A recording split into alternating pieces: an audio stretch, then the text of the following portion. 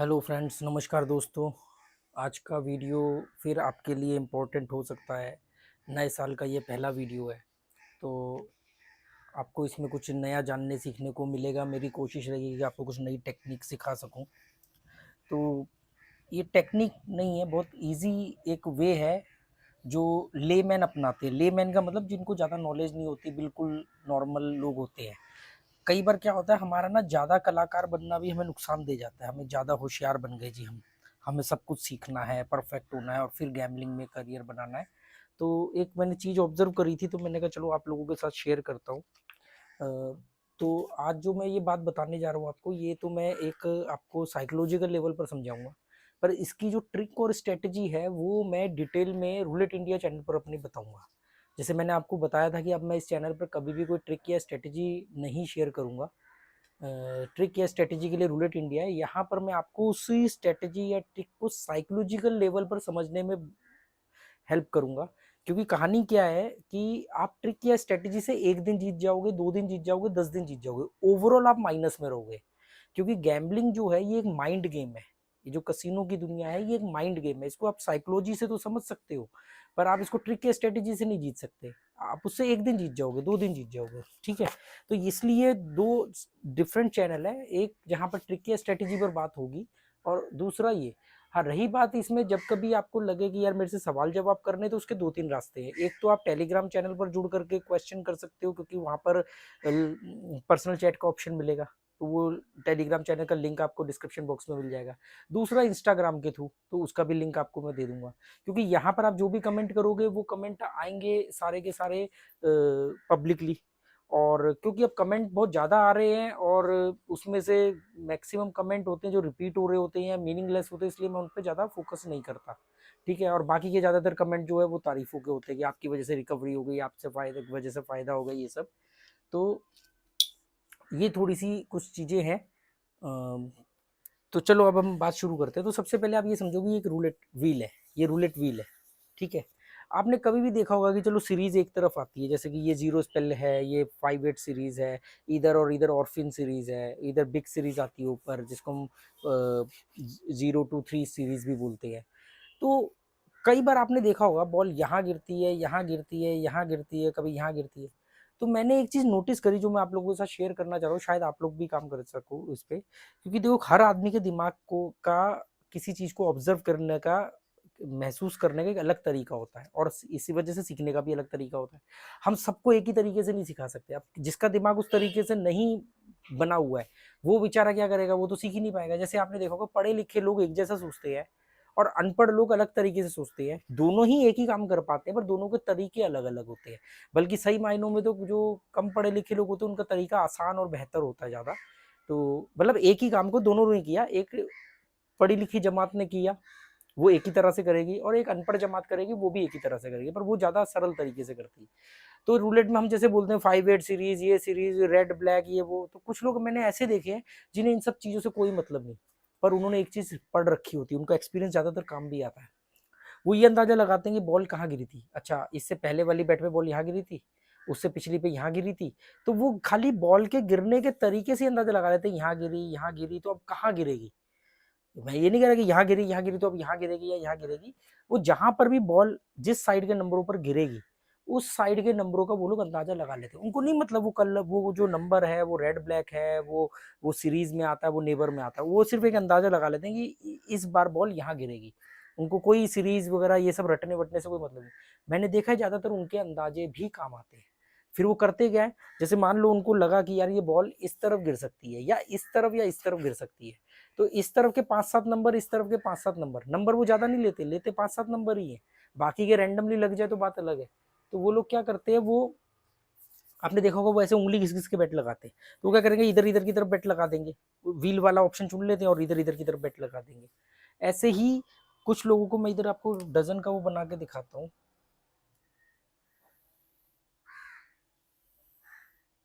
ये मान लो रूलेट की वो टेबल है जिस पर आप बेट लगाते हो। चाहे वो जो ऑनलाइन खेलते हैं वो ऑनलाइन के ऊपर इस पर बेट लगाएं, या जो ऑफलाइन खेलते हैं वो टेबल पर बेट लगाएं।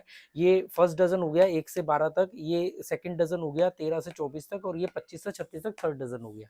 ठीक है, तो वो जो जैसे ये एक तो व्हील पे अंदाजा लगा लिया, कुछ लोगों का अंदाजा होता है इसके ऊपर कि यार बॉल यहाँ की, मतलब आप समझ लो जैसे आपने क्रिकेट मैच देखा ना, उसमें जो बेहतर फील्डिंग करता है उसको फील्डिंग करनी आनी चाहिए। तो वो फील्डिंग कैसे करेंगे उससे आपको अंदाजा लगाना है कि बॉल कहाँ पे कैच करी जाएगी, बॉल कहाँ पकड़ी जाएगी। तो जैसे कि किसी ने यहाँ फील्डिंग करी, किसी ने यहाँ फील्डिंग करी, मतलब एक अंदाजा है ना बॉल किस तरह। जैसे आपने क्रिकेट में देखा होगा कि बॉलर जब बॉलिंग करता है तो जो परफेक्ट बॉलर होता है उसको हमें लगता है बैट्समैन ने शॉट मारा है, बॉलर को ये अंदाजा होता है कि मैं ऐसी बॉल करूंगा तो ये इसी डायरेक्शन में बॉल बैट से हिट करेगा और इसी डायरेक्शन में बॉल, तो पहले फील्डर वहां खड़ा कर देता है, फील्डर को इशारा कर देता है वहां पहुंच जाना, मतलब इसे वो बोलते हैं परफेक्ट बॉलर। और परफेक्ट बैट्समैन कौन सा होता है, वो कहता है तू मुझे जो मर्जी बॉल डाल दे, मैं जहां बॉल को मारना चाहूंगा वहीं पर बॉल मारूंगा।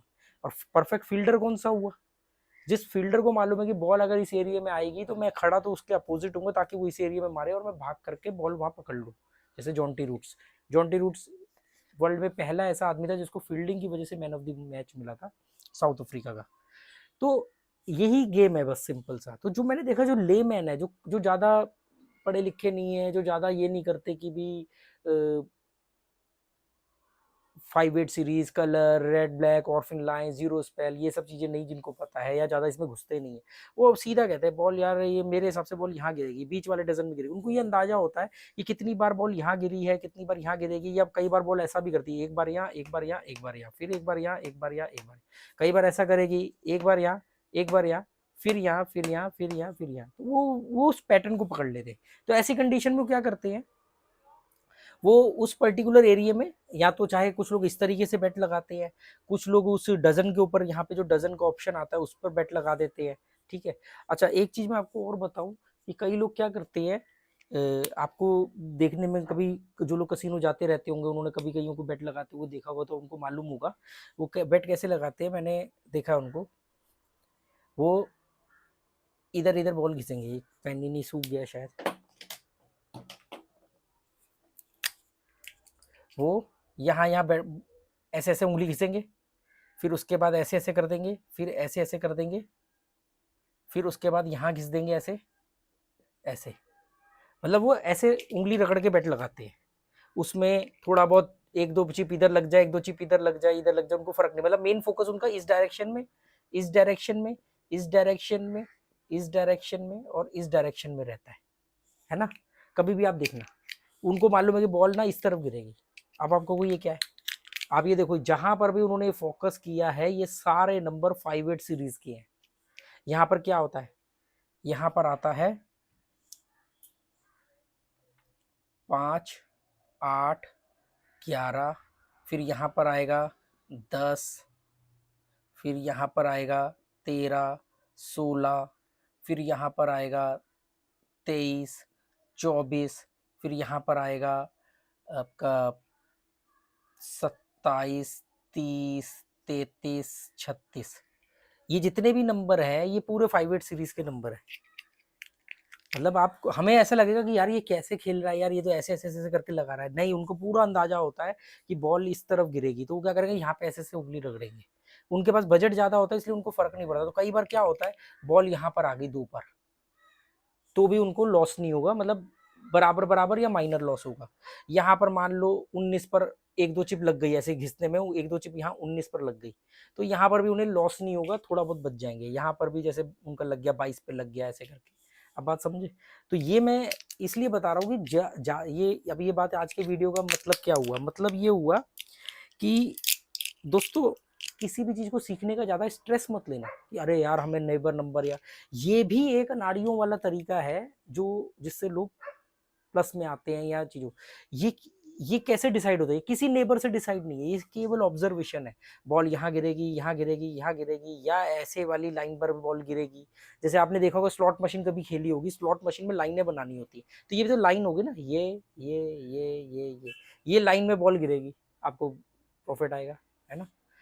हम कहते हैं यार इस वाले डजन, इसमें भी एक चांस होता है कि इस वाले डजन में ज्यादा गिरने के चांस है तो आदमी यहाँ पर ज्यादा बेट लगा देता है।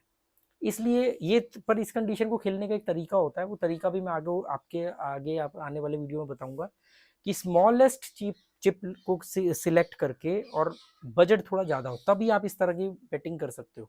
अगर आपके पास बैकअप नहीं है, कम अमाउंट है और फिर अगर आपने इस तरीके से खेला तो फिर तुक्का है, अगर आ गई बैट तो बहुत बढ़िया, नहीं आई तो फिर आप कहानी खत्म। ये इसलिए ये ज़्यादातर जब लोग ऐसे करते तो या तो उनके पास पैसे ज़्यादा होती है या उनकी चिप सबसे कम सिलेक्ट होती है, 5 रुपए वाली, 10 रुपए वाली ऑनलाइन में। अभी गोवा के कसिनो में ऑफलाइन में 50 से नीचे तो चिप है नहीं, पहले होती थी 10 रुपए 20 रुपए वाली, अब सिर्फ 50 की चिप है मिनिमम। तो ये मेरा कहने का मतलब ये था कि अगर आप किसी चीज को नहीं भी सीख पा रहे हो ना, कोई नेबर नंबर, कलर कैसे, ये कैसे, तो ऑब्जर्व करने पे फोकस करो, सिलेक्ट, दिमाग को समझो कि यार जोर दो कि भी बॉल पहले कहाँ गिरी थी, एक बार जब मैं देख रहा था कहाँ गिरती है, बॉल का पैटर्न क्या है, मेन क्या है, पैटर्न क्या है, कैसे गिरना है, किस तरफ गिरना है। तो हमें ऐसा लग सकता है कि दूसरे ऐसे ही बेट लगा रहे हैं, बाकी कुछ लोग ऐसे लगा भी देते वो उल्टे सीधी बेट लगा देते, वो तब होता है जब आदमी ऑल इन वाली स्ट्रेटेजी में आता है। ऑल इन स्ट्रेटेजी क्या होती है मैं आपको आने वाले दिनों में बताऊंगा।